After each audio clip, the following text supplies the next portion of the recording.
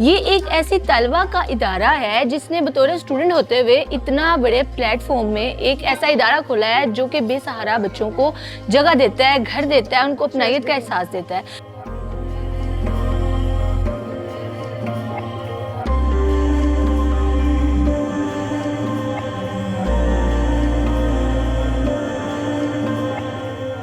Miss उस्मा, कब से start किया ये इतना बड़ा कार्य खैर को चलाने के लिए? आपने कैसे सोचा? नहीं, बेसिकली जो इंस्पिरेशन थी, जो एक चीज़ अंदर थी, जो अंदर चीज़ थी वो घर से थी, फैमिली से। अच्छा। फैमिली के अंदर एक वो चैरिटी का जो एहसास था, गरीब लोगों का, ज़रूरतमंद लोगों का, वो एहसास दिल में पैदा किया हुआ था। लाइक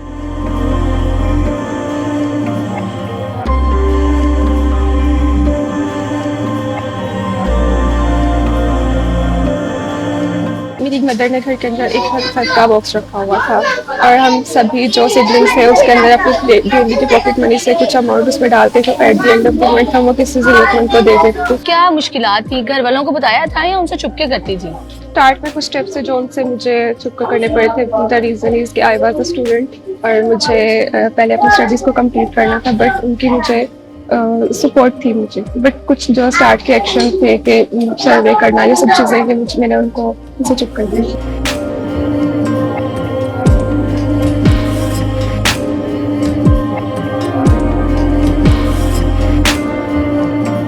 तो 18 ईयर्स तक आप इनको यहाँ रखेंगे तो इनकी स्कूलिंग, इनको कुरान पढ़ाना, क्या ये सब क्लासेस इनको साथ साथ दी जाती हैं? यहाँ पर इनकी सुबह से लेकर शाम तक शेड्यूल के अकॉर्डिंग क्लासेस होती हैं।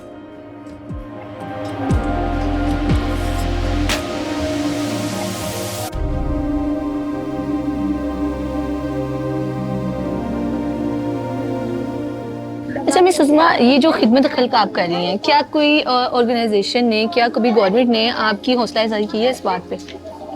रिसेंटली 2025 के अंदर मुझे PSL के अंदर हमारे हीरोज का अवार्ड मिला फॉर बीइंग द अच्छा, youngest girl in Pakistan to माशाल्लाह। Start an orphanage.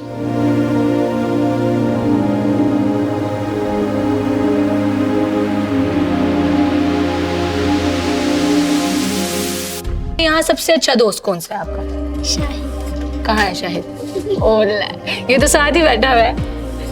क्या अच्छा लगता है इसमें? ये हंसाता है ये? भी इफ्तारी की है तो क्या अच्छा लगा है सबसे ज्यादा इफ्तारी? दही बल्ले। दही भल्ले अच्छे लगे हैं। अच्छा निम्रा, एक बात बताओ कि पढ़ाई में कैसी हो? अच्छी हो यस। कि फेल होती हो?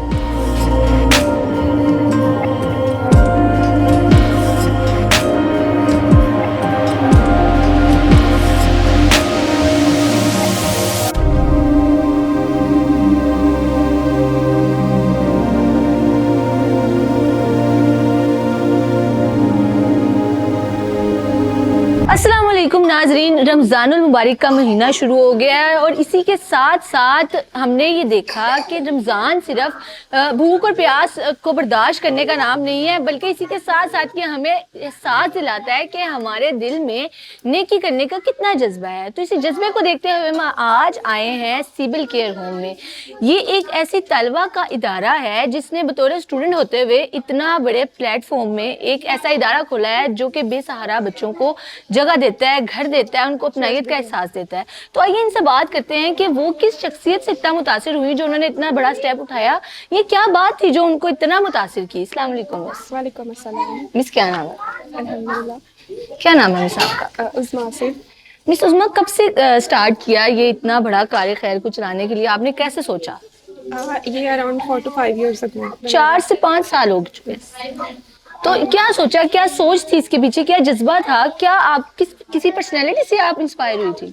नहीं, बेसिकली जो इंस्पिरेशन थी, जो एक चीज़ अंदर थी, जो अंदर चीज़ थी वो घर से थी, फैमिली से। अच्छा। फैमिली के अंदर एक वो चैरिटी का जो एहसास था, गरीब लोगों का, ज़रूरतमंद लोगों का, वो एहसास दिल में पैदा किया हुआ था। लाइक अच्छा, ये एहसास तो बेसिकली मुसलमान घरानों में होता ही है कि हमने जो है वो सदका देना होता है, हमने खैरात निकालनी होती है, हमने ज़कात देनी होती है, हमने और बड़ी तरह से गरीबों की मदद करनी होती है। लेकिन ये स्पेसिफिकली ये बात कि इतनी छोटी उम्र में होते हुए आपने कैसे सोचा कि मैं खुद अपने तौर पर एक ऐसा इदारा बनाऊंगी? क्या चैलेंजेस थे, क्या मुश्किलात थी, क्या घर वालों की सपोर्ट थी आपके साथ शुरू में?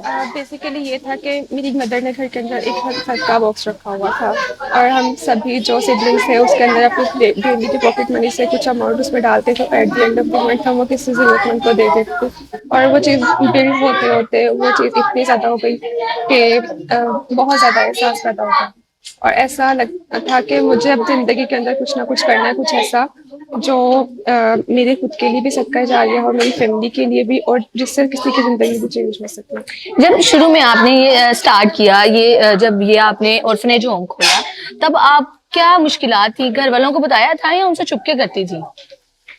स्टार्ट में कुछ स्टेप्स थे जो उनसे मुझे चुप करने पड़े थे। द रीजन इज कि आई वाज अ स्टूडेंट और मुझे पहले अपनी स्टडीज को कंप्लीट करना था, बट उनकी मुझे सपोर्ट थी मुझे। बट कुछ जो स्टार्ट के एक्शन थे कि सर्वे करना, ये सब चीजें मैंने उनको उनसे चुप कर दी थी। अच्छा, तो एक इतना बड़ा इदारा बनाने के लिए जाहिर है अमाउंट की भी जरूरत होती है, पैसों की जरूरत होती है, ठीक है। इस सेविंग से इतना ज्यादा नहीं बन सकता, तो क्या आपने किसी एनजीओ की मदद ली, क्या किया था, या दो चार दोस्तों ने मिलके ये स्टार्ट किया? नहीं, स्टार्ट में ये चीज जिस तरह से आप आज देख रही हैं पीछे की, स्टार्ट से ऐसे नहीं था। बिल्कुल एक छोटी सी स्पेस थी, 3 बच्चे थे और बिल्कुल मिनिमल जो रिसोर्सेज थे उनसे स्टार्ट किया था। और आज आपके पास यहाँ कितने बच्चे हैं? 31 स्टूडेंट्स हैं। तो इतने बच्चे यहाँ, तो क्या कोई छोटे बच्चे भी हैं या सब मतलब इतनी ही उम्र के हैं? हमारे पास बच्चे होते हैं वो 0 to 12 इयर्स के बच्चे हैं इस टाइम पे। अच्छा, तो 12 इयर्स के बाद वो बच्चे किधर जाते हैं? At the time of admission उनकी एज जो है वो 8 इयर्स होती है, बट अब जो बच्चे 8 इयर्स के थे वो 12 इयर्स तक हो चुके हैं, बट हम इनको 18 इयर्स तक यहाँ पे रखेंगे। अच्छा, ओके। तो 18 इयर्स तक आप इनको यहाँ रखेंगे, तो इनकी स्कूलिंग, इनको कुरान पढ़ाना, क्या ये सब क्लासेस इनको साथ साथ दी जाती हैं? यहाँ पर इनकी सुबह से लेकर शाम तक शेड्यूल के अकॉर्डिंग क्लासेस होती हैं। सुबह के टाइम इनकी मार्शल आर्ट्स की क्लास होती है, देन इनकी कुरान क्लास होती है, उसके बाद होम स्कूलिंग की क्लास, देन कुछ बच्चे पेंटिंग करते हैं, उनकी पेंटिंग क्लास होती है, कुछ बच्चे ज्वेलरी मेकिंग करते हैं, प्लस उनकी ज्वेलरी की क्लास।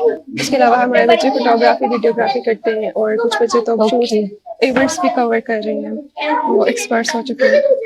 और इसके अलावा हर बच्चा जिस चीज में इंटरेस्टेड है हम उनको उसी तरफ लेकर जा रहे हैं। तो मिस, ये सब कुछ मैनेज कैसे होता है? आप खुद इसको मैनेज करती हैं अपने एक स्टूडेंट होने के साथ साथ? डिफिकल्टी नहीं होती कोई?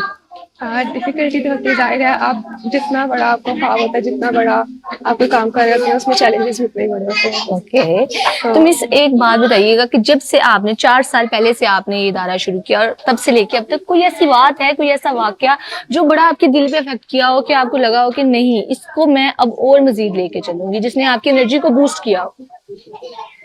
हाँ, जब इन बच्चों को मैं देखती हूँ तो मुझे लगता है कि मेरे पास जीने का एक मकसद है, मेरे पास मैं अपनी जिंदगी को जाया नहीं कर रही। बट मैं सीन सर्कल के मेरे कुछ दोस्त या कुछ ऐसे जानने वाले अपनी जिंदगी को किसी ना किसी वे में अगर वेस्ट कर रहे हैं, तो मैं उनके लिए भी दुआ करती हूँ। बट मुझे इस चीज को देखकर अपने आप को, मैं अल्लाह का शुक्र अदा करती हूँ कि मैं अपनी जिंदगी का एक मकसद पाऊँ। क्या नए आने वाले जो बच्चे हैं वो अपने माँ बाप को याद करते होंगे, रोते होंगे, तो ये इस चीज को कैसे मैनेज करती हैं आप?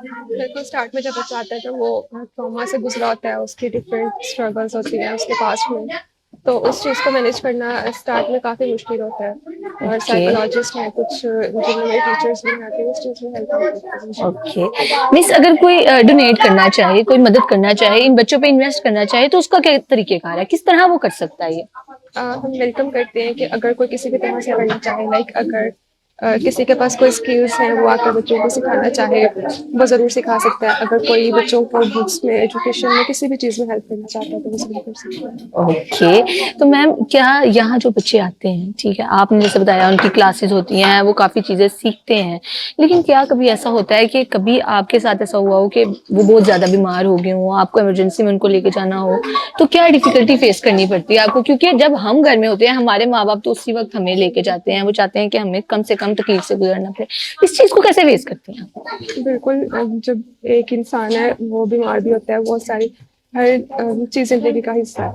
तो अगर बच्चे बीमार होते हैं तो उस टाइम पे भी स्ट्रगल्स करनी पड़ती है, उनको हॉस्पिटल्स वगैरह फौरी तौर पे लेके जाते हैं। स्टाफ हर चीज़ को देख रहा होता है, अगर कोई बच्चा बीमार है तो फौरी तौर पे इन्फॉर्म किया जाता है रिसेंटली। बट हम कोशिश करते हैं कि हम प्रिकॉशंस लें, जैसे सर्दी तो सर्दी के अंदर हम लोगों ने इसकी प्रिकॉशंस ली कि बच्चे कम से कम बीमार हैं और कम से कम हॉस्पिटल के चक्कर लगे। ओके। अच्छा मिस उस्मा, ये जो खिदमत खल्क आप कर रही हैं, क्या कोई ऑर्गेनाइजेशन ने, क्या कभी गवर्नमेंट ने आपकी हौसला अफजाई की है इस बात पे? रिसेंटली 2025 के अंदर मुझे PSL के अंदर हमारे हीरोज का अवार्ड मिला फॉर बीइंग द अच्छा, यंगेस्ट इन पाकिस्तान टू माशाल्लाह। Start an orphanage. तो उसके अलावा डिफरेंट ऑर्गेनाइजेशंस डिफरेंट। जब आपको ये अवार्ड मिला तो आपके घर वालों का क्या रिएक्शन था? ऑब्वियसली बंदा प्राउड होता है कि उसकी बेटी को इतना बड़ा अवार्ड मिले। क्या रिएक्शन था? जब मिला था तो जाहिर है सब लोग PSL देख रहे थे, तो सब लोगों ने वो स्क्रीनशॉट्स और वीडियोस रिकॉर्डिंग वो मेरी फैमिली को सबको शेयर की, मेरे फादर के साथ डिस्कस किया कि वो आपकी बेटी थी। तो पेरेंट्स वो इस चीज़ पे प्राउड फील करते हैं। मिस कोई ऐसी स्टोरी है किसी बच्चे की, कोई ऐसी कहानी कि आपके दिल को छू गई हो और आपको लगा हो कि नहीं, ये जो बात है ना, इसके बाद आपका इरादा बदला? हर बच्चे की डिफरेंट स्टोरी है, हर बच्चा अपने साथ डिफरेंट ट्रॉमास और डिफरेंट चैलेंजेस लेके आता है। बट कुछ स्टोरीज ऐसी होती हैं जो बहुत ज़्यादा हिट करती हैं। जैसे जब हम सर्वे करते हैं, कुछ ऐसे केसेस होते हैं कि उनको देखकर इंसान खुद रोने लग जाता है। कोई बट ऐसा केस शेयर करना चाहेंगे आप मेरे ऑडियंस के साथ? एक केस हमने विजिट किया था, जब हमने विजिट किया था तो वो ऐसा था कि बच्चे के पास ना जूता था पहनने के लिए, ना कपड़े थे, और वो एक बर्तन लेकर गली में घूम रहा था और उसकी उम्र बिल्कुल अभी 2.5 साल थी और कोई भी उसको हिट कर सकता था, पकड़ सकता था, बहुत बुरी हालत में था। तो आपने उसको कैसे रेस्क्यू किया, उसको कैसे लेके आई? जाहिर है इतना छोटा बच्चा है, माँ को पुकारता है, रोता है, कैसे देखभाल की थी उसकी? जब हमें पता चला था उस बच्चे के बारे में, किसी जिसने इन्फॉर्म किया था, हमने प्रॉपर सर्वे किया, हमने जो नेबर्स थे उनसे सारे क्वेश्चंस किए, तो उन्होंने बताया कि 2 से 3 बार इस बच्चे का एक्सीडेंट होते होते हुए बच्चा इस तरह से। तो क्या मामला था? उस बच्चे के वालिदैन हयात थे या नहीं थे? नहीं, जब पेरेंट्स सर पे नहीं होते तो फिर आपको दूसरा कोई नहीं देखता, माँ बाप के अलावा कोई नहीं आपको देखता। बिल्कुल मिस, शुक्रिया। आइए नाजरीन, बच्चों से बात करते हैं, उनसे उनके इंटरेस्ट जानते हैं। आइए जी नाजरीन, ये एक बड़ा प्यारा सा बच्चा नजर आ रहा है जिसने टोपी पहनी हुई है, तो हम इससे बात करते हैं। अस्सलाम वालेकुम ज़ैन। वालेकुम सलाम। खाना खा लिया? यस अफ्तारी कर लिया? यस पेट भर के यस सारा कुछ खत्म कर दिया है? यस सारा कुछ खत्म कर दिया? यस। अच्छा ज़ैन कौन सी क्लास में हो? 4 4th क्लास में हो? यस तो कभी पोजीशन आई है? यस। कौन सी पोजीशन आई है? फर्स्ट भी आई है, सेकंड। पक्की बात है? यस मुझे ऐसा लग रहा है ये बच्चा थोड़ा थोड़ा झूठ बोल रहा है, इसकी हंसी से लग रहा है मुझे। स्पारा पढ़ते हो? यस। अच्छा, यहाँ सबसे अच्छा दोस्त कौन सा है आपका? शाहिद। कहाँ है शाहिद? और ये तो साथ ही बैठा हुआ है। यस। क्या अच्छा लगता है इसमें? ए हंसाता है ये? यस। अस्सलाम वालेकुम। वालेकुम सलाम। क्या नाम है आपका? निम्रा फातिमा। निम्रा कौन सी क्लास में हो? 2 क्लास में हो? यस। तो निम्रा अभी इफ्तारी की है, तो क्या अच्छा लगा है सबसे ज्यादा इफ्तारी में? दही भल्ले। दही भल्ले अच्छे लगे हैं। अच्छा निम्रा, एक बात बताओ कि पढ़ाई में कैसी हो? अच्छी हो यस कि फेल होती हो? पोजीशन आती है आपकी? यस। अच्छा मेरी बात सुनो, पढ़ाई के अलावा और क्या अच्छा लगता है आपको? पढ़ाई के अलावा फुटबॉल खेलना। फुटबॉल खेलना अच्छा लगता है? वाह जी वाह। सही खेल भी लेती हो या बस देखने में ही अच्छा लगता है? खेल लेती हूँ। अच्छा, यहाँ सबसे अच्छा कौन है? सबसे अच्छा हम्म, कौन है सबसे अच्छा? आप इज़्मा। मुझे लगा आपको होगी मैं नहीं अच्छी लगी आपको? लगी हैं। सच में? यस। तो फिर मेरा नाम क्यों नहीं लिया? अच्छा मेरी बात सुनो निम्रा, बड़े होके क्या बनना चाहती हो? बड़े होके डॉक्टर। डॉक्टर बनना चाहती हो? सबका इलाज करना चाहती हो? तो फ्री में करोगी इलाज के पैसे लोगी इनसे? फ्री में। फ्री में कर दोगी? यस। वाह जी वाह। जी नाजरीन, निम्रा जो है ना वो डॉक्टर बनना चाहती है। आइए दूसरे बच्चों से जानते हैं कि वो क्या बनना चाहते हैं। नाजरीन, एक बड़ा प्यारा सा बच्चा मुझे नजर आ रहा है जिसके मुंह पे ना शरारती हंसी है, इससे बात करते हैं। अस्सलाम वालेकुम। वालेकुम सलाम। क्या नाम है आपका? हादी। हादी कौन सी क्लास में हो आप? 2 क्लास में हो? अच्छा हादी, सबसे अच्छा सब्जेक्ट कौन सा लगता है आपको? इंग्लिश। मुझे लगा कहोगे कोई भी नहीं, इंग्लिश सबसे अच्छा लगता है। वाह जी वाह। अच्छा हादी, ये बात बताओ कि खेलने में क्या पसंद है? फुटबॉल। फुटबॉल? आपको भी फुटबॉल पसंद है? यस। वाह जी वाह। अच्छा हादी मेरी बात सुनो, बड़े होके क्या बनोगे? सोल्जर। सोल्जर बनोगे? फौजी? यस। फौजी पसंद है आपको? जी। वाह। हादी, सुबह साथ क्या करते हो? खेल नाश्ता करते हैं, मुंह नहीं धोते? होते हैं, अच्छा, मुंह धोने के बाद नाश्ता करते हो, उसके बाद क्या करते हो? तो बाद खेलते हैं, खेलते हो। तो पढ़ते कब हो? पढ़ते दोपहर को। दोपहर को पढ़ते हो। उसके बाद फुटबॉल कब खेलते हो आप? फुटबॉल फुटबॉल नहीं खेलते। नमाज पढ़ते हो आप? ये नमाज आती है? यस, कौन सी नमाज पढ़ लेते हो? 5 वक्त की नमाज। 5 वक्त की नमाज पढ़ते हो, वाह जी वाह। जी नाज़रीन, आज हम आए थे सिविल केयर होम। यहाँ हम बच्चों से मिले, हम यहाँ की ओनर से मिले, उनसे बात की, उनसे जाना उनका विजन, इसके पीछे क्या ख्वाब था, कौन सी शख्सियत से वो मुतासिर हुई, किस बात ने उनको ट्रिगर किया कि वो एक अपना एक केयर होम बनाएंगी और वहाँ बच्चों को इस तरह से सर्व करेंगी अपना आप, और उसके बाद बच्चों को इस काबिल बनाएंगी कि वो माशरे में कदम से कदम मिलाकर चल सकें। यहाँ हमने बच्चों से बात की, कईयों का कहना है कि वो डॉक्टर बनना चाहते हैं, किसी का कहना है कि वो फुटबॉलर बनना चाहता है। नाज़रीन, यहाँ बच्चे तो बहुत टैलेंटेड हैं, लेकिन इनको ज़रूरत है आपके साथ की, आपके पैसे की, आपके टाइम की। नाज़रीन, आज हम किसी के लिए कोई काम करेंगे, कल को वो काम दुगना होकर हमारे सामने आ जाता है। तो आप लोग भी इस बात पर अमल करें और ज़्यादा से ज़्यादा इन बच्चों पर खर्च करें, इन बच्चों पर सर्व करें। ये हमारे बच्चे हैं, हमारे मुल्क का असासा है, अगर हम इनकी परवाह नहीं करेंगे तो कौन करेगा। नाज़रीन, इस रमज़ान सिविल केयर होम में अपनी डोनेशंस दें, इन बच्चों का ख्याल रखें। अपनी मेज़बान फारिया भट्ट को दे इजाज़त, अल्लाह ने के बाद।